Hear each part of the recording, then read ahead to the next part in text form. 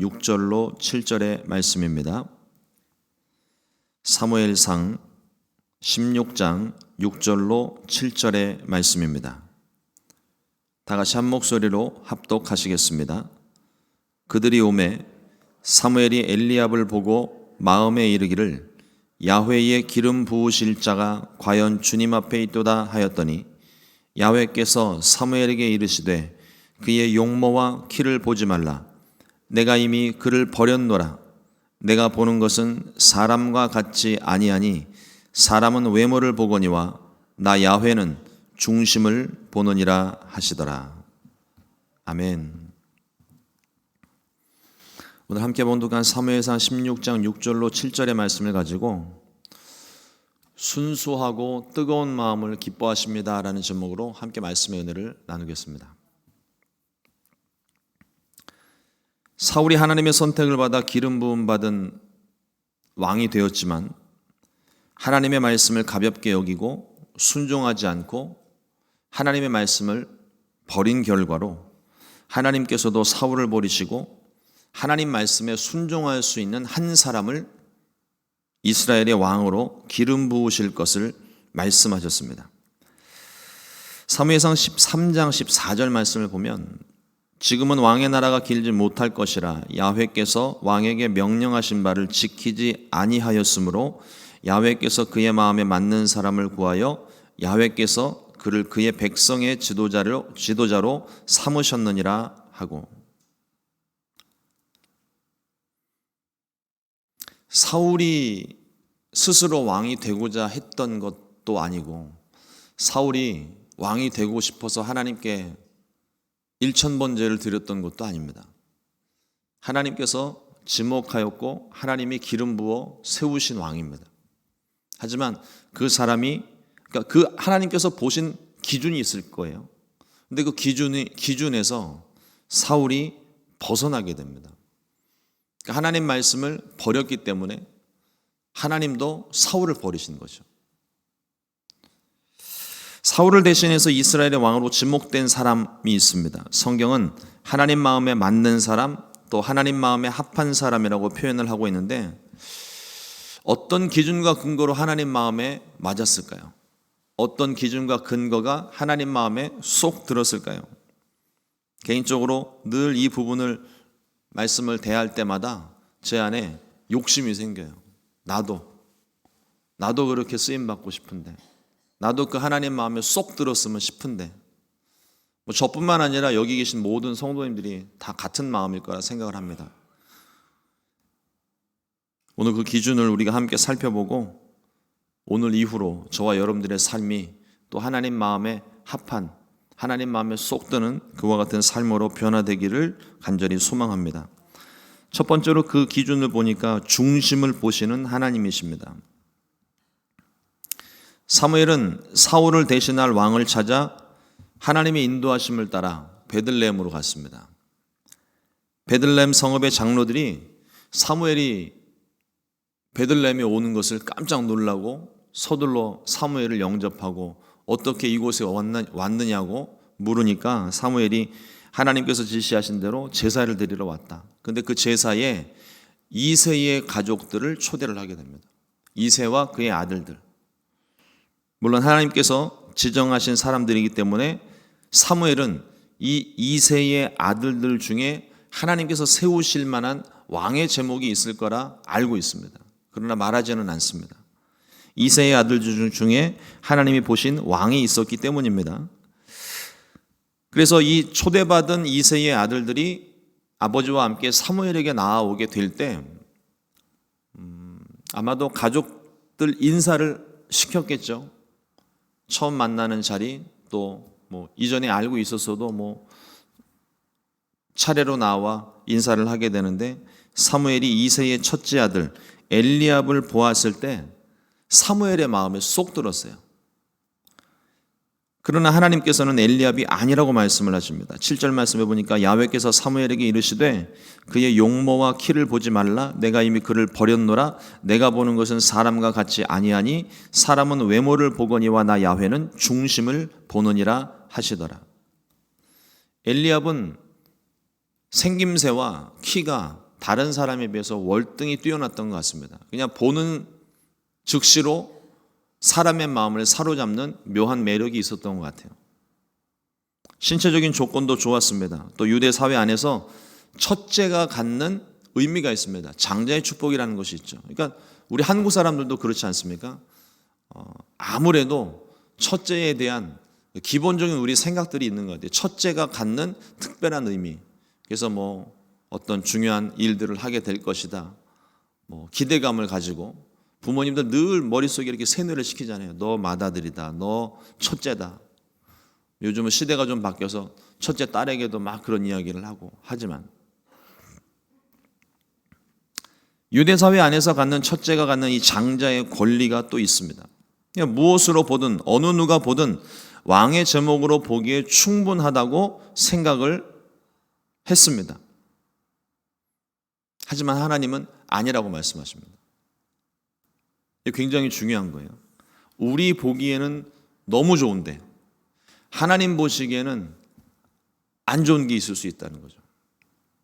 그렇다면 우리는 하나님 보시기에 좋지 않은 것, 하나님께서 어떤 기준과 근거로 싫어하시는지 잘 몰라도 하나님이 우리 마음 가운데 아니라 말씀하실 때는 아무리 내가 좋고 아무리 그걸 포기하기가 쉽지 않아도 우리 그걸 버려야 돼요. 그게 순종입니다. 어느 조직에서 사람을 뽑을 때에도 또 그룹 안에서 리더를 세울 때에도 우리가 보는 기준은요, 스펙입니다. 눈앞에 보여지는 것들. 그래서 뭐 일단 서류 전형부터 시작을 하잖아요. 어느 대학을 나왔고 어떤 성과를 내었고 결과는 좋았는지 일단 서류 심사를 통해서 그 기준에 떨어지는 사람은 탈락.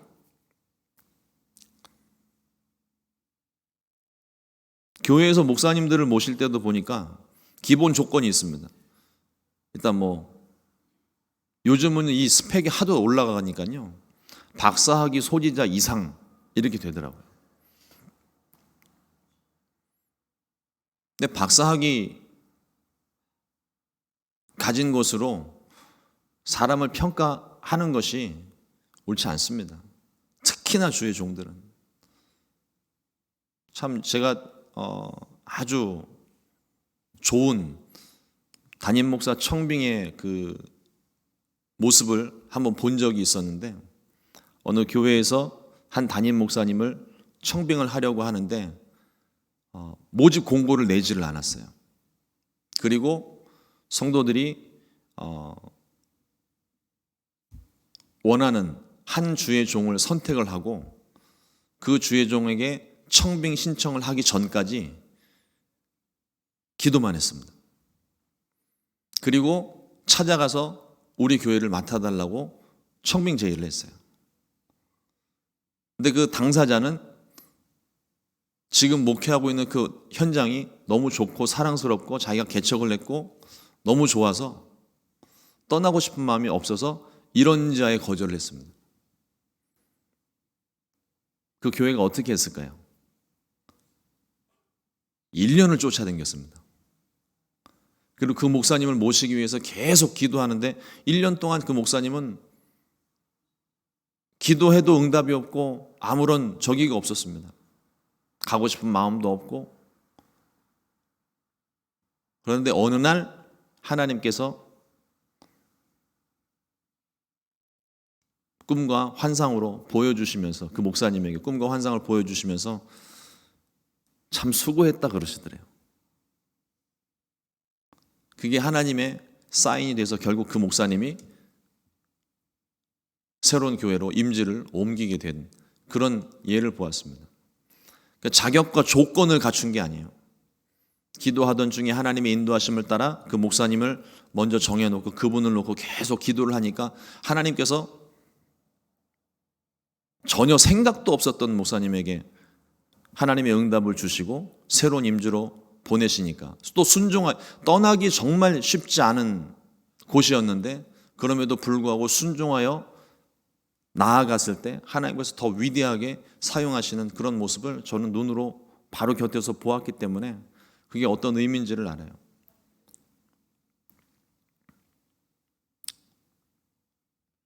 아무래도 어느 정도 기준을 갖추어야 시행착오를 좀 덜 할 수 있지 않을까 생각은 됩니다. 그래서 그런지 요즘 젊은이들은 스펙을 쌓는데 그냥 거의 미쳐서 살아갑니다. 어떤 목사님이 그런 이야기를 하시더라고요. 앞으로는 대학 교육이 의미가 없을 겁니다라고 얘기를 하더라고요. 지금도 대학 교육이 그렇게 의미가 있어 보이지는 않아요.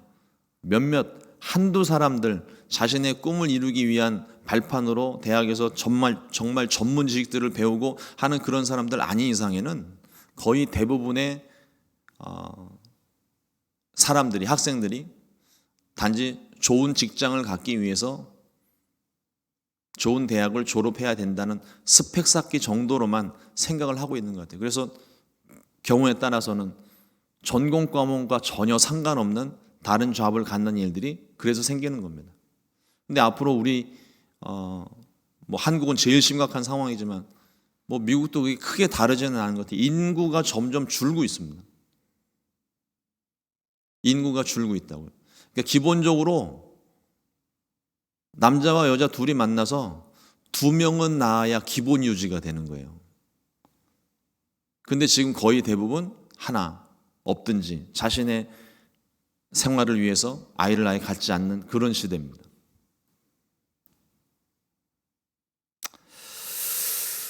우리의 기준은 외적인 기준, 눈으로 확인할 수 있는 것만 이렇게 저렇게 따져보려고 합니다. 그러나 하나님의 기준은 중심입니다. 마음입니다. 그 중심이 어디를 향해 있는지를 하나님이 지켜보십니다. 그 중심이 하나님을 향해 있는지 아니면 자신 혹은 세상의 성공을 향해 있는지를 하나님께서 살피십니다. 사울의 외적인 기준, 곧 우리가 사람을 뽑는 기준으로는 사울도 모자람이 없는 사람이에요. 엘리압처럼 용모가 뛰어나고 키가 컸던 사람입니다. 하나님이 지목하셨을 때, 제비뽑기를 통하여 뽑혔을 때 사울은 짐꾸러미 속에 숨어 있었어요. 근데 그를 일으켜 세웠더니 사람들의 어깨 위로 머리가 있었던 사람입니다. 나름의 리더십도 있었고 때로는 거룩한 모습도 갖추고 있습니다. 그러나 중심이 하나님께 있지 않고 늘 자기 자신에게 있었어요. 자신을 세우기 위해 종교적인 외식을 행했고 자신을 방어하기 위해 끊임없이 변명과 거짓말로 일삼았습니다. 그게 반복이 되죠. 반면 다윗은 겉모습은 별 볼 일 없습니다. 키도 작아요. 아직 나이가 어리기 때문에 키도 작아요. 다윗이 골리앗을 상대로 싸우려고 할 때 사울이 갑옷을 입혔는데 맞지가 않았어요. 일반적인 갑옷이 맞지 않을 정도로 신체가 작았습니다. 겉모습은 별 볼 일 없어 보이는데 중심이 하나님을 향해 있었습니다. 하나님을 사랑하되 뜨겁고 순수하게 사랑했습니다. 그러니까 골리앗이 하나님의 이름을 욕보이니까 이 나이도 어린 소년이, 아직 칼도 제대로 잡아보지 못한 어린 소년이 골리앗을 상대로 싸우겠다고 말을 하는 게 괜히 나오는 말이 아니에요. 하나님을 너무 사랑했으니까. 아빠를 너무 사랑하는 아이들은요, 아빠를 힘들게 하는 사람 쫓아가서 발로 차고 때리고 합니다. 이길 수 있어서 때렸겠어요? 아빠를 너무 사랑해서 그러는 거죠. 하나님이 보신 중심이 바로 이러한 마음을 이야기합니다. 우리의 중심은 어디를 향해 있습니까? 하나님입니까? 아니면 하나님을 통해 혹은 하나님을 이용해 세상의 성공을 향하고 있습니까?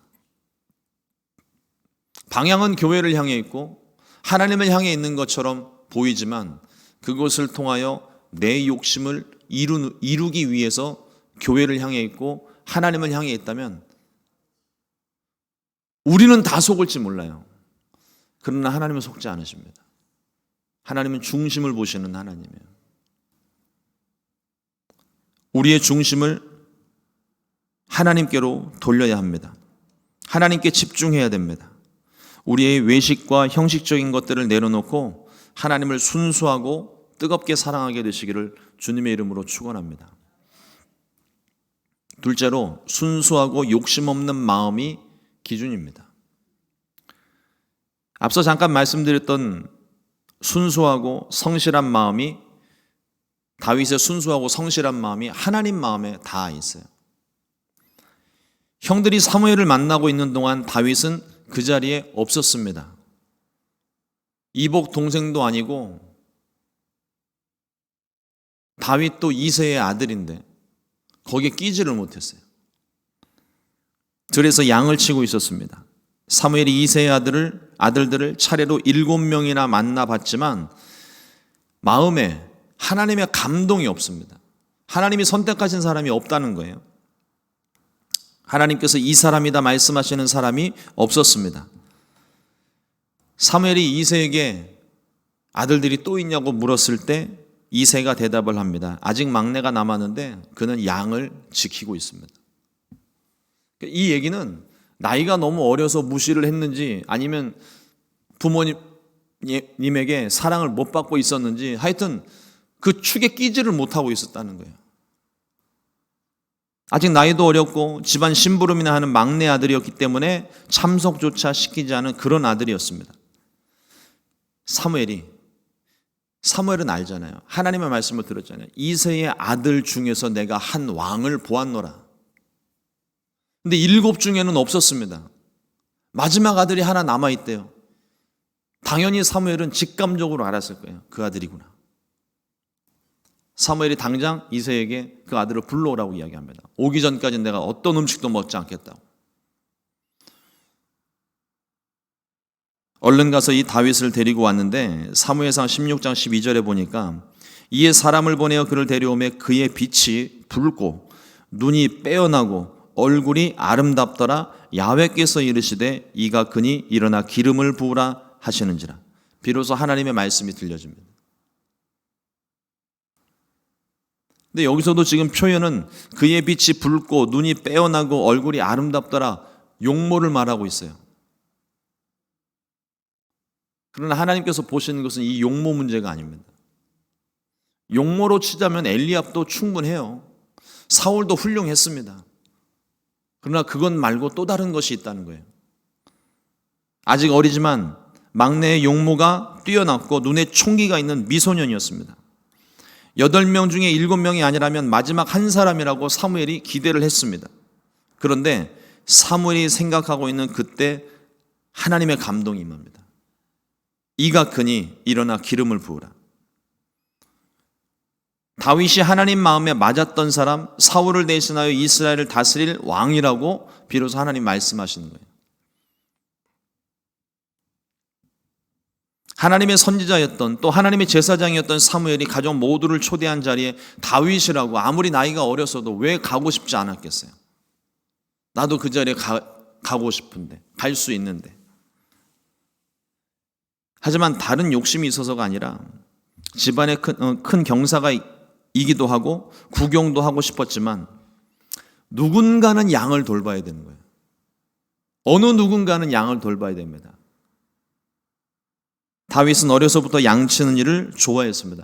열정적인 사람은요, 자신이 하고 있는 일을 사랑하는 사람입니다. 내가 막 열정을 갖겠다. 근데 그 일을 사랑하지 않으면 거긴 열정이 생겨날 수가 없어요. 저와 여러분들에게 그런 열정이 있기를 바랍니다. 하나님을 향한 열정, 정말 주님의 뜻을 이루고자 하는 열정, 주님을 뜨겁게 사랑하시면 그 열정이 생겨납니다. 다윗은 홀로 양을 치며 하나님과 교제하는 것, 또 찬양하는 일을 너무 좋아했습니다. 그러니까 사무엘을 만나러 가는 그 자리에 형들과 함께하지 않아도 다윗은 사실상 충분했던 거예요. 이미 마음의 기쁨이 충만합니다. 또 홀로 있는 그 시간, 하나님과 만나는 시간이니까 너무너무 좋아하고 그 시간을 기다렸고 사모했던 것 같습니다. 골리앗 앞에서 기죽지 않고 담대하게 맞설 뿐만 아니라 5개의 돌 중에 돌 하나만 가지고도 단번에 쓰러뜨릴 수 있었던 것은 평소에 하나님을 신뢰했고 사랑했으며 양을 돌보며 맹수의 공격을 물리쳤던 그런 경험이 쌓이고 쌓여서 가능했던 일입니다. 물론 하나님의 능력이 그 가운데 함께 하셔서 기적을 행하시기도 하지만 하나님께서는 그냥 아무것도 없는 그런 사람보다는 자신의 일을 사랑하며 작은 일에 성실하게 순수하게 사랑하는 마음으로 열정으로 그 일을 감당하는 사람들을 즐겨 사용하십니다. 우리가 하나님을 섬기는 일은, 우리가 예배하고 기도하는 것은 무엇인가를 얻기 위해, 특별한 기도의 응답을 받기 위해, 나의 목적을 이루기 위해 하는 것이 아닙니다. 그것은 내 목적을 이루기 위해 하나님을 이용하는 것에, 예배를 사용하는 것에 불과합니다. 우리가 예배하고 기도하는 것은 하나님을 신뢰하기 때문입니다. 하나님을 사랑하기 때문입니다. 하나님이 내게 생명을 주셨기 때문입니다. 다른 이유가 없습니다. 어쩌면 평생 하나님께 기도를 했는데 기도의 응답을 한 번도 못 받을지도 몰라요. 내 목적대로 구했을 때. 하지만 그럼에도 불구하고 우리가 예배하고 기도하고 찬양한 일을 멈출 수 없는 것은 내가 주님을 사랑하기 때문입니다.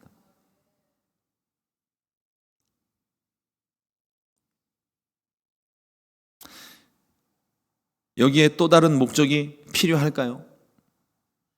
형식과 순서가 중요하겠습니까? 여러분들의 자녀들이 또 손주들이 부모님을 위해, 할아버지 할머니를 위해 이벤트를 준비하고 카드를 써주는데 카드의 맞춤법이 틀렸다고 나무랄 수 있겠습니까? 부모님들을 위해 준비한 공연의 완성도가 떨어진다고 뭐라고 하시겠습니까? 맞춤법이 틀려도 글씨는 삐뚤빼뚤하고 맞춤법은 다 틀리고 꽃은 생화가 아니라 신문지를 오려서 덕지덕지 붙인 꽃일지라도 율동을 하다가 까먹고 이랬다가 저랬다가 하더라도 그 속에서 사랑을 느낄 수 있으니까. 자식을 향한 사랑이 있고 부모에 대한 사랑과 섬김이 있으니까 그래서 그 자체가 행복한 거 아닙니까? 우리를 바라보시는 하나님의 사랑이 이와 같습니다. 때로는, 아니 번번이 우리는 매번 실수하고 넘어지고 부족하고 모자란 부분이 항상 있지만 하나님은 그것 때문에 우리를 향해서 땡, 탈락입니다 말씀하지 않으신다는 거예요. 잘했다고, 오히려 잘했다고, 행복했다고, 내가 너 때문에 너무 행복했다고 그렇게 말씀하시며 우리를 칭찬하시고 위로해 주시는 분이십니다. 하나님을 열정적으로 사랑하십시오. 지금보다 더 뜨겁게 사랑하십시오. 그리고 하나님을 순수하게 사랑하세요. 내 목적을 위해서 그래서 하나님이 존재하시는 게 아닙니다. 오히려 하나님이 계시기 때문에 내가 존재하는 거예요. 우리 하나님은 우리의 겉모습보다는 속사람, 우리의 마음의 중심을 보시는 하나님이십니다. 하나님 앞에 늘 정직하게. 우리가 하나님 앞에 숨길 수 있는 게 있을까요? 사람에게 거짓말하듯 사람에게 변명하듯 하나님 앞에서도 너무 습관적으로 변명할 때가 있습니다. 저도 기도하다가 깜짝깜짝 놀랄 때가 있어요. 그럼 기도 처음부터 다시 시작합니다. 하나님 아까 했던 거 다 무시하고 다시 기도할게요. 그런 마음 아닙니다.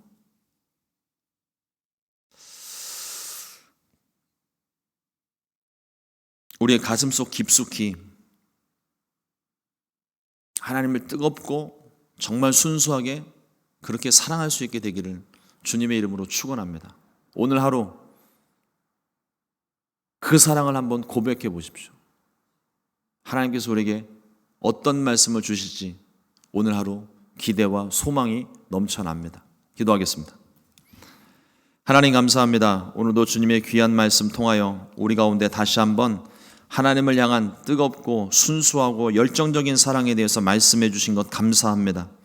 다윗이 하나님의 마음에 쏙 들고 하나님 기준에 딱 들어맞았던 그와 같은 중심을 가졌기 때문에 하나님께서 그를 선택하셨고 이스라엘의 왕이 되게 하시고 하나님의 백성을 다스릴 수 있는 기회를 허락해 주셨습니다. 하나님, 우리도 그렇게 되기를 원합니다. 내가 누군가를 다스리고 많은 사람들 앞에 머리가 되기 위해서가 아니라 정말 하나님을 사랑하고 순수하게 사랑하고 뜨겁게 사랑하는 그 마음 때문에 하나님께서 우리를 기뻐하시고 하나님 필요로 하시는 곳에 우리를 즐겨 사용하시고 하나님이 원하시는 곳에 우리를 보내셔서 사용받는 그런 삶이 되기를 원합니다. 하나님, 주님을 사랑하는 마음이 이전보다 더 뜨거워질 수 있게 해주시고 하나님 처음 만났었던 그때 그 열정과 그 순수함과 그 뜨거움이 다시금 우리 안에 불타올라서 주님을 새롭게 만나는 오늘 하루, 오늘 이후로 정말 하나님 마음에 맞는 삶을 살아갈 수 있게 성령님 우리를 인도하여 주시옵소서.